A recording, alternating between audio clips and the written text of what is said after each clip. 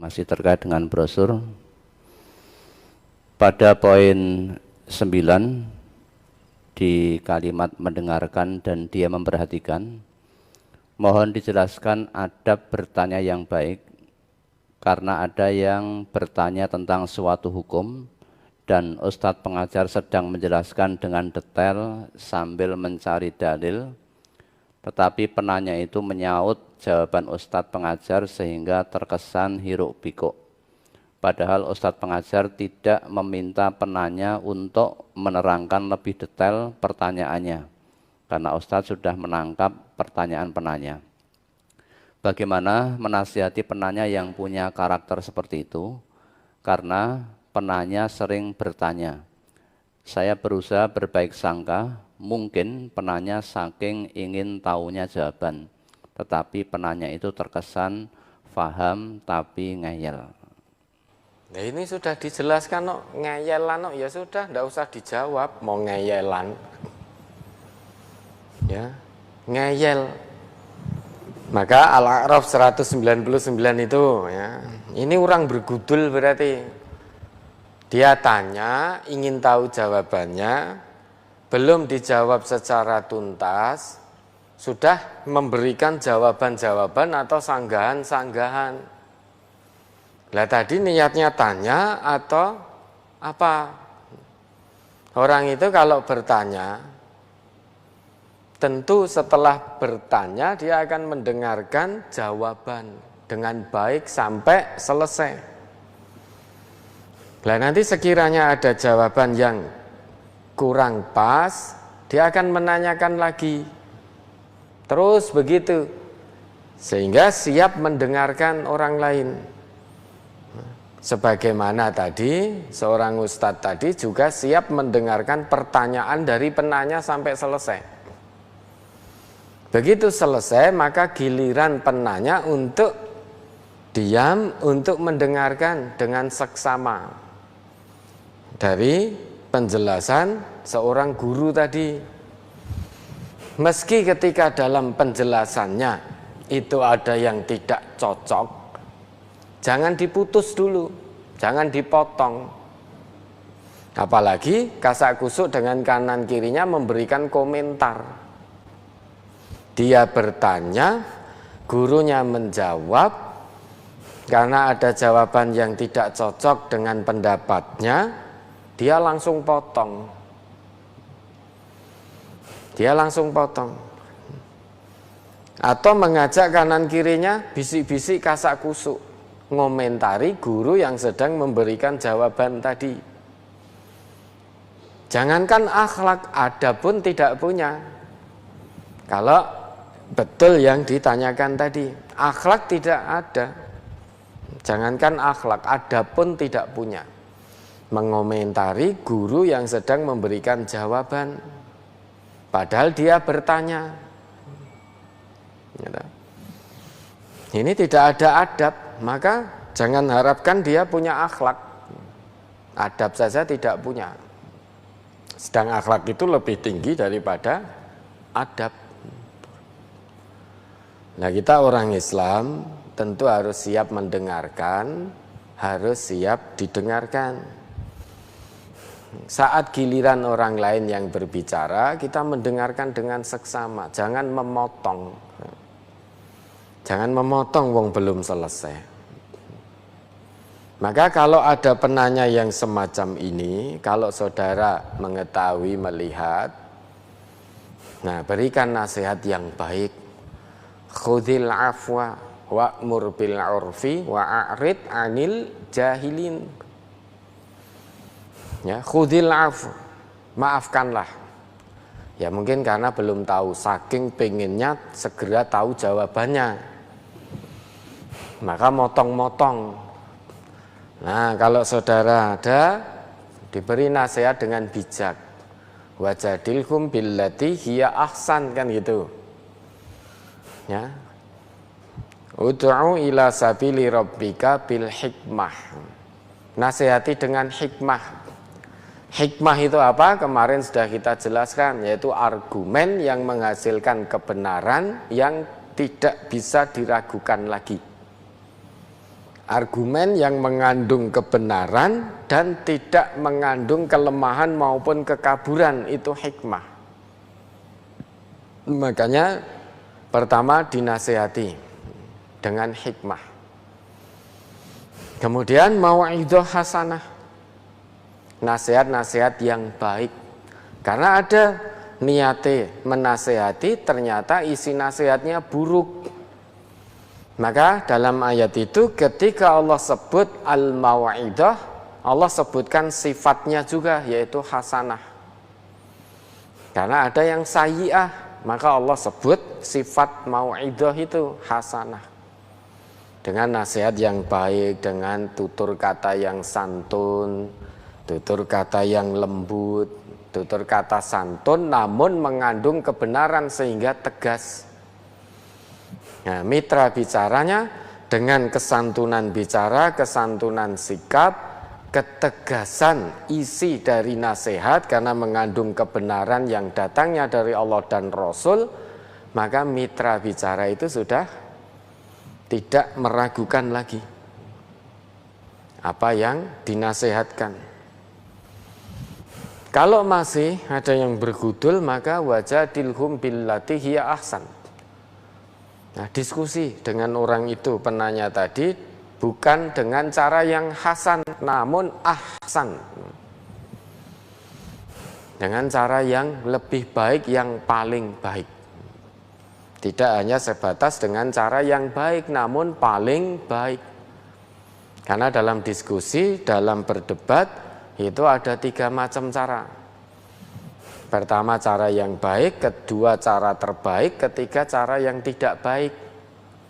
Lah penanya tadi karena motong-motong berarti dia sedang melakukan diskusi cara yang ketiga, yaitu yang tidak baik. Maka saudara nasihati dengan yang lebih baik, yang paling baik. Kalau ngeyel, wa'arid anil jahilin di Al-A'raf 199 itu, wes merasa digagas, tinggalkan. Kan itu, orang bertanya itu kan ingin mendapatkan pengetahuan jawaban. Ketika dijawab tidak mau mendengarkan. Nah, orang yang semacam ini adapun tidak punya, suka memotong pembicaraan orang lain. Orang yang suka memotong pembicaraan orang lain, sedang orang tersebut belum selesai dalam pembicaraannya, maka orang yang memotong tadi tidak beradab, apalagi berakhlak. Maka orang Islam itu harus bisa istima' dan insot, mendengarkan, memperhatikan. Mendengarkan apa yang disampaikan dan memperhatikan apa yang disampaikan. Al-istima' berarti ada usaha di situ, istama'a yastami'u. Istima'an fahuwa mustami'. Ada usaha, bukan hanya sebatas mendengar sambil lalu. Ya, maka oleh Allah disebutkan wa idza quri'al Qur'an fastami'u lahu wa ansitu la'allakum turhamun. Kalau Quran itu sedang diperdengarkan, diterang-terangkan, dijelaskan, kewajiban kita istima', bukan hanya as-sam'u. Kalau hanya as-sam'u, sami'a yasma'u, itu bisa jadi mendengar dengan serius atau bisa jadi mendengar dengan sambil lalu. Nah, kalau mendengar dengan sambil lalu saja, maka tidak bisa insot, tidak bisa memperhatikan. Kalau tidak bisa memperhatikan, maka tidak akan mendapatkan pelajaran. Hewan itu juga bisa mendengar. Coba dibuka ayatnya itu. Binatang itu juga bisa mendengar, namun tidak bisa memperhatikan. Untuk insot itu tidak bisa binatang itu. Bisanya hanya mendengarkan. Apa yang didengar? Doa awanida, teriakan dan seruan. Nah, mari.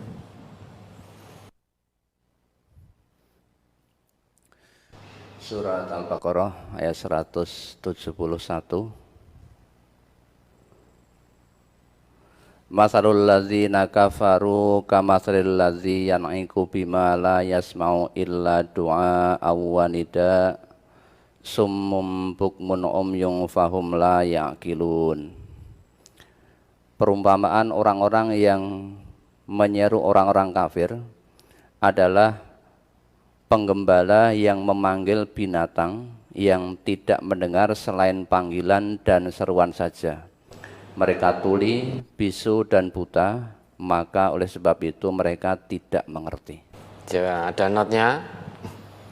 Dalam ayat ini, orang kafir disamakan dengan binatang yang tidak mengerti arti panggilan penggembalanya. Ya tahu. Binatang itu sebetulnya penggembala itu juga menyeru binatang gembalaannya. Teriak-teriak juga penggembala itu. Namun binatang tersebut tidak paham apa maksud dari seruan teriakan penggembala tadi. Binatang tadi hanya yasma', hanya mendengar saja. Sehingga hanya mendengar, binatang tadi tidak mendengar apapun kecuali dia hanya mendengar seruan dan teriakan saja. Panggilan dan teriakan. La yasma'u illa du'a wa nida. Tuli, bisu, buta mata hatinya. Sehingga tidak bisa memahami apa yang diseru oleh penggembala tadi. Binatang tadi mendengar, namun seolah-olah tuli karena tidak paham, karena tidak bisa insot, tidak bisa memperhatikan. Nah begitu pula orang-orang kafir itu penyeru orang-orang kafir untuk kembali, untuk tunduk patuh kepada Allah, itu hanya laksana penggembala menyeru gembalaannya. Jika ayat dijelas-jelaskan, hadis diterang-terangkan, kebenaran agama Allah diulang-ulang penjelasannya, tetap tidak bisa menyentuh kecuali hanya bisa mendengar suara-suara saja. Ayatnya diterangkan, hadisnya diterangkan, jadi orang itu harus siap mendengarkan, apalagi sudah ngaku sebagai orang Islam. Kalau ada orang lain bicara, itu bisa mendengarkan dengan seksama, memperhatikan, apalagi yang dibicarakan tentang Quran, tentang sunnah. Baru sekata dua patah kata sudah dipotong, belum selesai menjawab, masih mencari-cari dalil. Nunggu itu kemudian dipotong, bahkan mungkin diberi jawaban oleh penanya tadi. Nah, ini penanya tadi sekalipun dia orang yang ilmunya lebih tahu banyak, namun dalam kondisi seperti itu ilmunya tidak bisa menjadikan dia punya adab, punya akhlak, ya, sehingga memotong-motong. Nah, meski tahu ayatnya, kalau ada orang yang bicara dengarkan. Apalagi yang disuarakan Quran, maka kewajibannya istima'. Istima' itu ada usaha mendengarkan, betul-betul mendengarkan usahanya, sehingga tidak sambil lalu. Dengan adanya usaha mendengarkan, maka akan muncul insot perhatian. Apa toh yang dijawab tadi?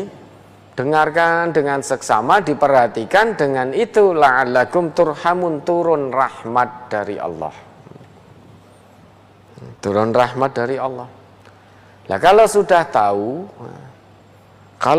tahu tetap ngeyel, ya sudah, tidak usah ditanggapi. Wa a'rid anil jahilin, sekalipun dia secara ilmu, akal dia pandai, namun secara akhlak, adab dia bodoh.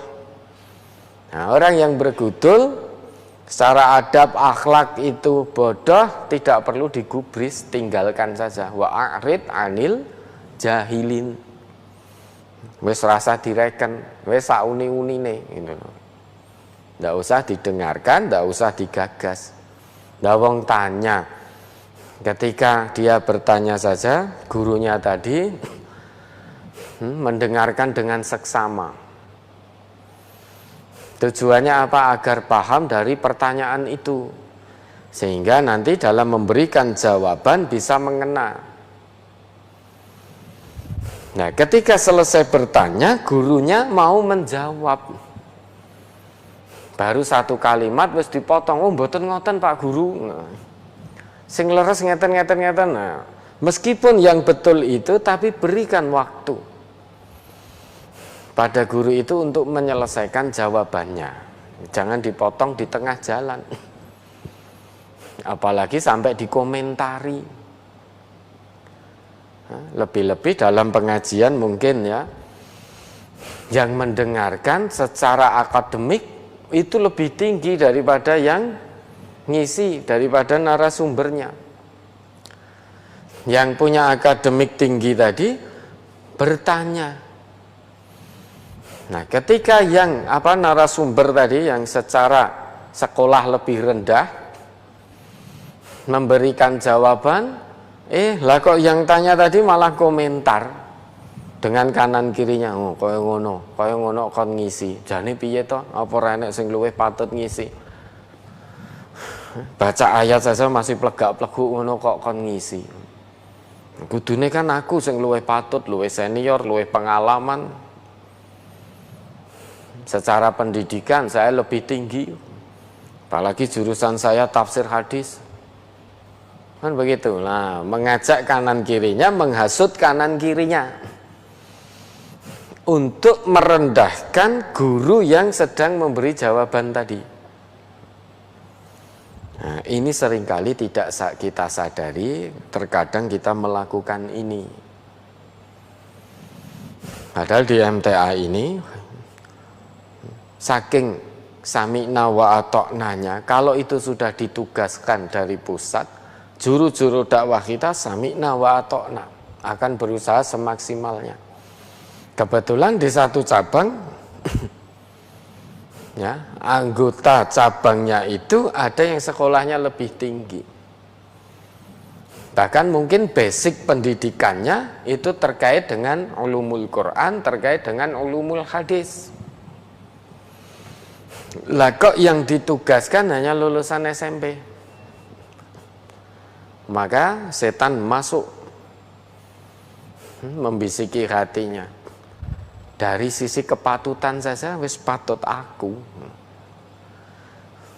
Pantes saya, wong saya pendidikan saya sampai tuntas S1, S2, S3, S4, S dungdung, S kucir, S lilin dan lain sebagainya. Apalagi basic saya ulumul Quran, ulumul hadis. Lah, yang ditugaskan ini kok hanya lulusan SMP. Berat hati saya mendengarkan. Lawang ilmunya itu luweh tahu saya. Belum lagi terkadang ada pula yang mengatakan karena sekolahnya lebih tinggi, mengatakan sudah, aku ki wis ngerti kabeh. Saya sudah tahu semua. Maka saya di sini, ini kebetulan mungkin gurunya. Saya sudah tahu semua, aku wis ngerti kabeh. Maka saya di sini, saya ngomong itu tidak menerima saran, tidak menerima usulan, apalagi keberatan.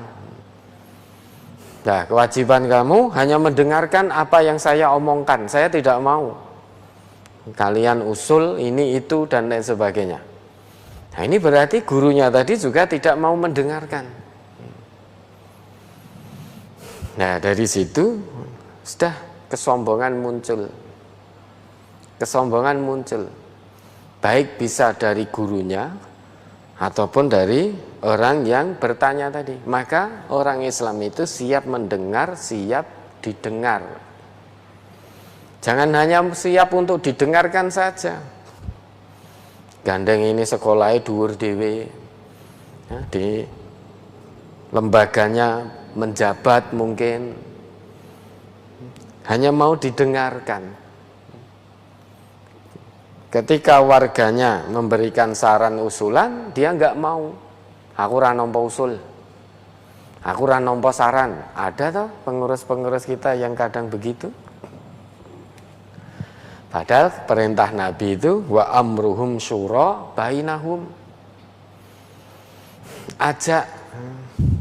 Ajak sahabat-sahabatmu wahai Nabi, wahai Muhammad untuk bermusyawarah. Musyawarah dengan cara yang baik. Apalagi ini dalam ngurusi umat. Ngurusi umat itu tidak bisa sendirian, maka harus musyawarah. Siapapun yang dipakai sebagai kebijakan nanti, nah itu mufakat bersama. Tidak harus pimpinan itu pendapatnya yang harus dipakai terus, tidak. Meski pimpinan, dia juga manusia, tetap terbatas kemampuan berpikirnya, makhluk yang terbatas. Maka perintahnya wa amruhum syura bainahum. Musyawarah dengan baik untuk mencapai mufakat. Dalam musyawarah itu kalau satu sedang berbicara, yang lain mendengarkan siapapun mereka.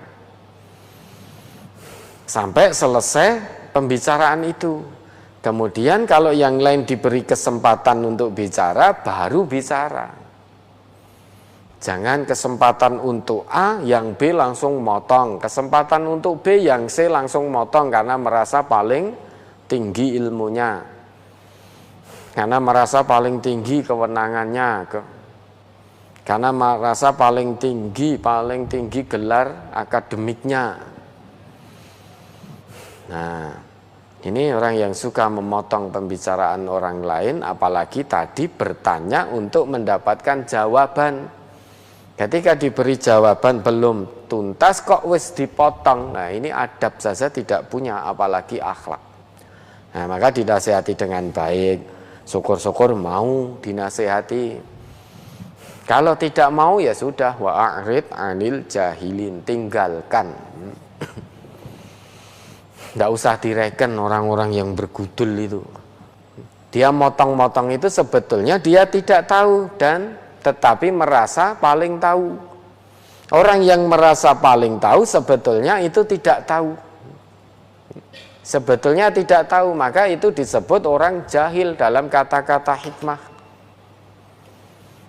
Wa rajulun la yadri annahu la yadri, fadzalika jahilun farfuduhu.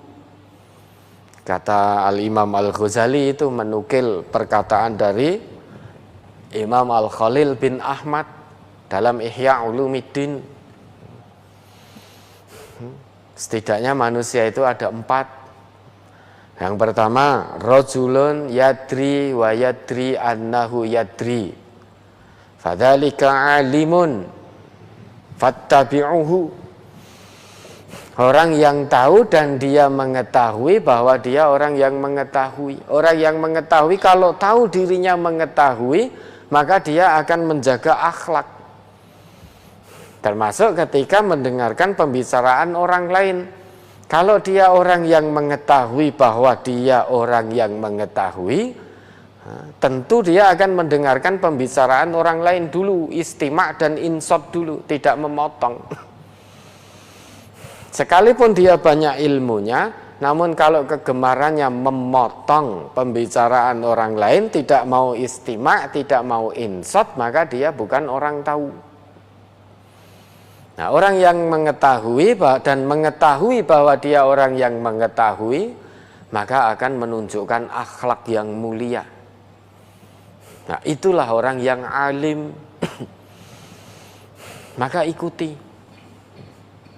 Nah, yang kedua, warajulun yadri wala yadri annahu yadri fadzalika naimun fa'aiqadhuhu. Orang yang mengetahui tetapi dirinya tidak mengetahui kalau dia itu mengetahui. Nah, itu orang yang sedang terlelap dalam tidurnya. Dia orang yang mengetahui, tetapi dia tidak tahu kalau dia itu orang yang mengetahui. Dia sedang lelap dalam tidurnya, maka bangunkan dia. Biar tahu bahwa dirinya itu tahu, sehingga muncul akhlak dan bisa mengajarkan ilmu. Yang ketiga, Wa rajulun la yadri wa yadri annahu la yadri. Orang yang tidak tahu dan dia tahu bahwa dirinya itu tidak tahu. Maka fadzalika mustarsyidun fa'arsyiduhu. Itu orang semacam itu butuh bimbingan, maka bimbinglah dia. Nah, yang ini yang keempat ini. Rajulun la yadri annahu la yadri fadzalika jahilun farfuduh. Orang yang tidak tahu dan dia tidak tahu kalau dirinya tidak tahu, tetapi berlagak sok tahu. Nah, bahasa sekarang itu sok tahu. Nah, orang yang semacam ini orang jahil. Maka orang yang suka memotong pembicaraan orang lain itu orang jahil, orang bodoh, meski ilmunya banyak. Itu orang bodoh, farfuduhu, abaikan saja. Ya, ada lagi.